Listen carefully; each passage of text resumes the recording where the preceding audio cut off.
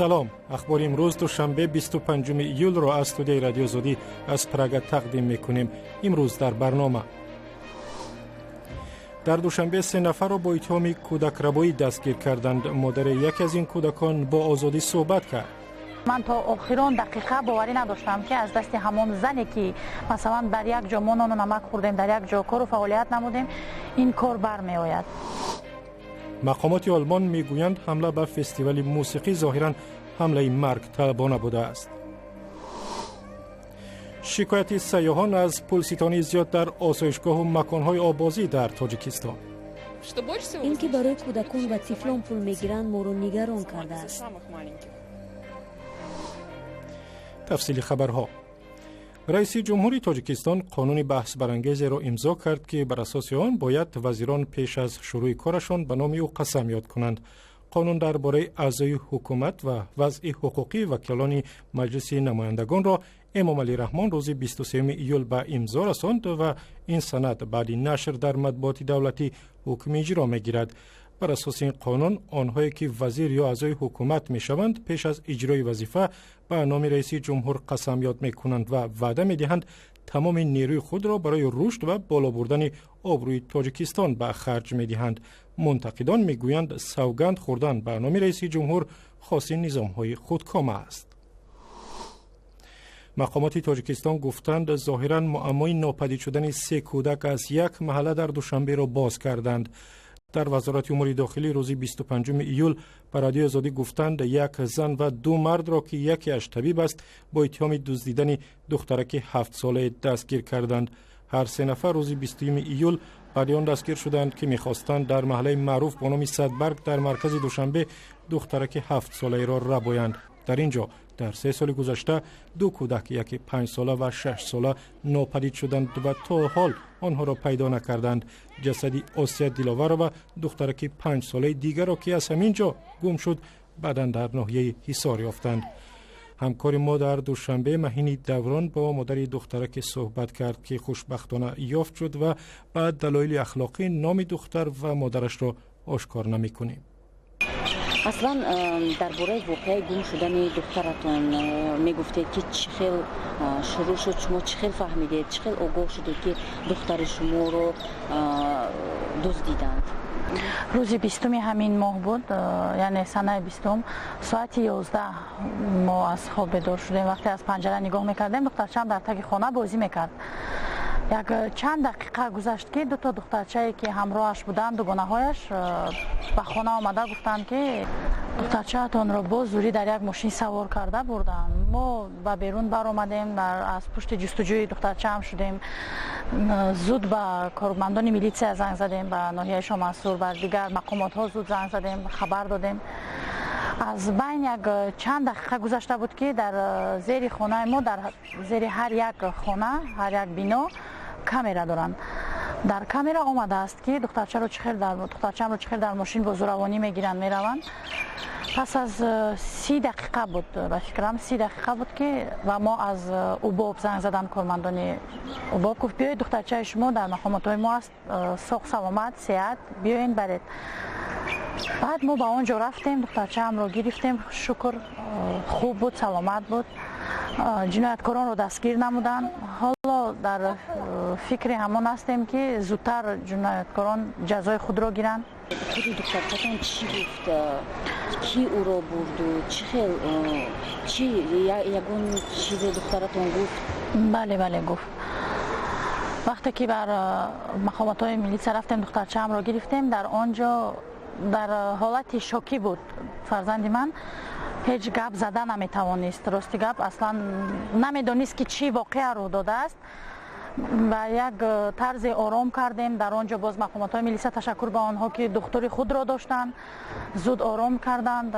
از بین چند دقیقه گذشت که به گپ در آمد. گفت که در زیر خانه بودم، یک مرد جوان نامم را گرفته فریاد کرد، نگاه کردم، به پیشش رفتم، 1 سامانی به مقدار 1 سامانی به من پول داد. گفت که من مادرت رو میشناسم، من یک خشت بار شما هستم، تو مایده بودی، من با تو بازی میکردم. حالا میرویم با یک جا شکلات میگیریم و تورت میگیریم. امروز زادروزی من است. میبینیم و مادر تو سورپرایز میکنیم. وقتی این گپ ها رو سخن ها رو دخترچه من میشنود میگوید که من حاضر از مادرم پرسم با دوگانه اش همراه است. میگوید که نه. وقتی میگوید من یک بار پرسم با زوروانی از دستش میکشن بر ماشین میگیرن و با خود میبرن. دو تا دوگانه اش رو میگوین که شما روید از پس کارتان شوید. در این مدت دخترچه ها اومده و ما خبر را رساندن. طبق اطلاعی که در دست داریم شخصانی که در این کار دست داشتن در ربودن دخترچه شما الان بازداشت شدن، در بازداشت قرار دارند و گویا یکی از آنها همکار شما هست. نه این تا کجا واقعیت دارد؟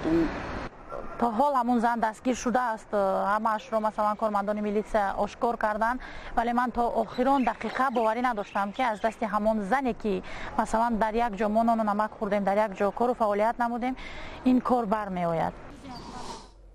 مصاحبه کامل در وبسایت azadi.org و در ادامه برنامه می رویم به کل آسایشگاه های ناحیه ورزاب. شکایت سیاحان از پولستانی زیاد در آسایشگاه و مکان های آبازی در تاجیکستان.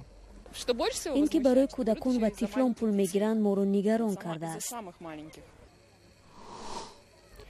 حزب دموکرات آمریکا امروز انجمن پیش از انتخاباتیش را برگزار میکند و قرار است هیلاری کلینتون را رسما نامزد حزب به مقام رئیس جمهور پیشنهاد کنند. در آستانه انجمن 4 روزه مکاتبه های محرمانه حزب دموکرات نشر شد که نشان میدهد مقامات حزب سعی کردند تا معرکه ترغیباتی برنی ساندرز رقیب هیلاری کلینتون را به هم بزنند. رئیس ستاد انتخاباتی خانم کلینتون گفته است در افشای مکاتبه ها نیاتهای دولتی روسیه دست دارند. از این پیش در هفته گذشته هیلاری کلینتون سناتور ایالت ویرجینیا تیم کین را نامزد به مقام معاون رئیس جمهور پیشبری کرد. حزب جمهوری خواه آمریکا چند روز پیش دونالد ترامپ صاحبکاری ثروتمند را نامزد حزب به مقام رئیس جمهور پیشبری کرد. سردار ریاست پلیس ولایت باور آلمان گفت یک پناهجوی سوریایی خود را ترکانده کشت و 12 نفر را مجروح کرد عقاید افراطی اسلامی داشته است. حمله در شهر انسبخ، یک شهر خرد آلمان، مردم اینجا را به وحشت افکند. جزئیات حادثه در گزارش است که حالا می‌بینیم. مقامات آلمان گفتند حمله به جشنواره موسیقی در شهر انسبخ ظاهراً از سوی مرطلب انجام شده است. روز 24 ایول یک پناهجوی 27 ساله از سوریه بمب را در یک جشنواره موسیقی در ولایت باواریا ترکاند و به گفته مقامات پلیس 12 نفر را زخمی کرد. در بین آنها 3 نفر جراحت‌های وزنین برداشتند. حادثه در شهر 40,000 نفره انسبخ در جنوب و غربی ولایت نیورنبرگ روی داد و چهارمین حمله خشونتبار در آلمان در کمتر از یک هفته اخیر است. حمله های پای در پای ناراضگی جامعه از سیاست انگلا مرکل صدر اعظم آلمان را زیادتر میکند که سیاستی درهای باز برای پناهجویان را پیش گرفت و در یک سال اخیر بیشتر از 1 میلیون پناهجو را به کشور راه داد. مقامات آلمان میگویند جوانی سوریایی 2 سال پیش به آلمان آمده است، اما درخواست پناهندگیش را رد کردند و او دوبار قصد خودکشی کرده است. جوان یک سمکه پر از مواد ترکنده و آهنپاره داشته است که با گفته یواخیم هرمن رئیس پلیس ولایت باواریا می توانست آدمان زیادی را بکشد. این فرد را پیش از ترکش به جشنواره موسیقی انسبخ راه ندادند.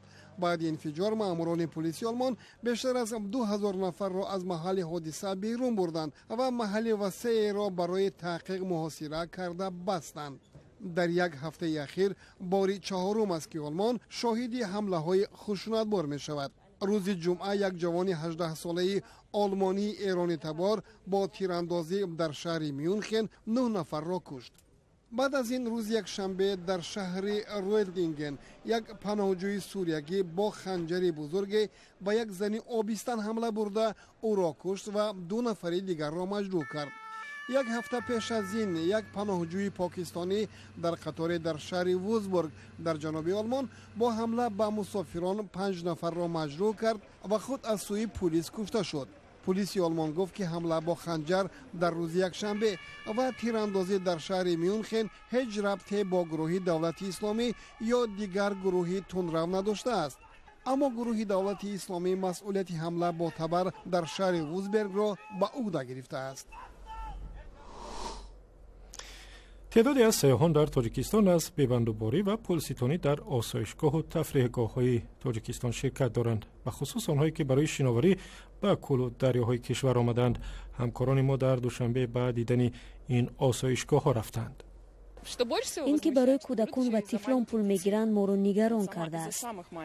گالینا پس از 5 سالی زندگی در مسکو برای گذرانیدن تعطیل تابستان به تاجیکستان آمده است. بنابر حساب او برای شنا کردن و غذا خوردن در کنار طبیعت با 2 کودک تا $50 خرج کردن ضرور می آید. اما گالینا نخواست برای یک تعطیل کوتاه این مقدار مبلغ مصرف کند و با 2 کودکش برای آبازی کردن به کول آمد. ما با ماشین آمدیم. برای داخل شدن به قلمروی کل از ما 5 سامانی گرفتند. حاجتخانه هم پولکی است، 1 سامانی. جای لباس عوض کنی نیست.